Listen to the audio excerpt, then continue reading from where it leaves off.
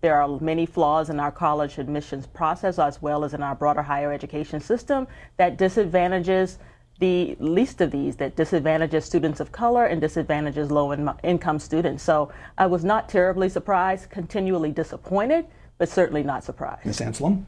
Yeah, when I first heard about this scandal, it's certainly very concerning for all Americans watching, but it shouldn't be shocking. We've long had a higher education system that favors the elite in our country. If you look at our higher education policies coming from Washington, it ingrains this fact, and it also indicates what a bachelor's degree obsessed society we have. So maybe it's time for Americans to start thinking about college alternatives to this process. Expand on that. So right now we have one option for students after high school. If students want to exceed and they want to obtain the American dream, what we're telling them is go to college. But we're seeing now that the college system is really ingrained in a lot of these scandals that we're seeing, and we're seeing a lot of students graduate without the skills necessary to obtain different jobs. We might need to be thinking about options that create a streamline between high school and work, and college might not get students there. Ms. Cooper, do you share those thoughts? I certainly think that we should have various pathways for students. I'm not opposed to that idea, but what I want to make sure that we don't do unconsciously, for example, is create pathways for the rich and pathways for the poor.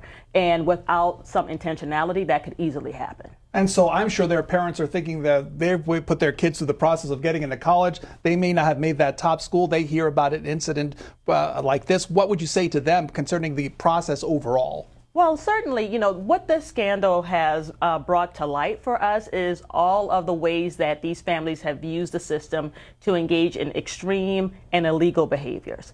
We still have legal behaviors, legal policies, legal practices that still favor the elite.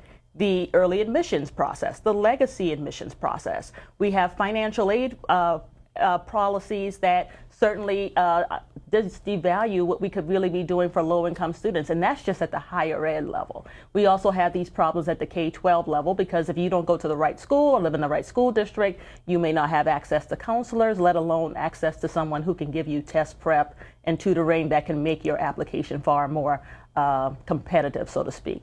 So I think we need to be very aware that we're doing certain things already on the legal side, as well as these practices that we know others are engaging in illegally. What about those other avenues that she described? Are those concerns?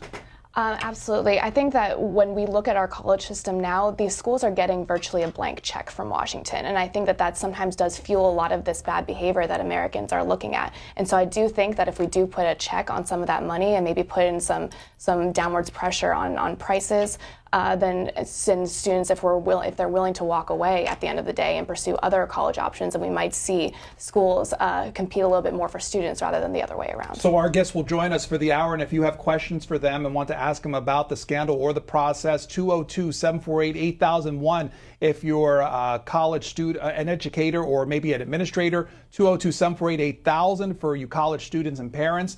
And all others, 202-748-8002. Let's hear from a bit from earlier this week. It was the Justice Department announced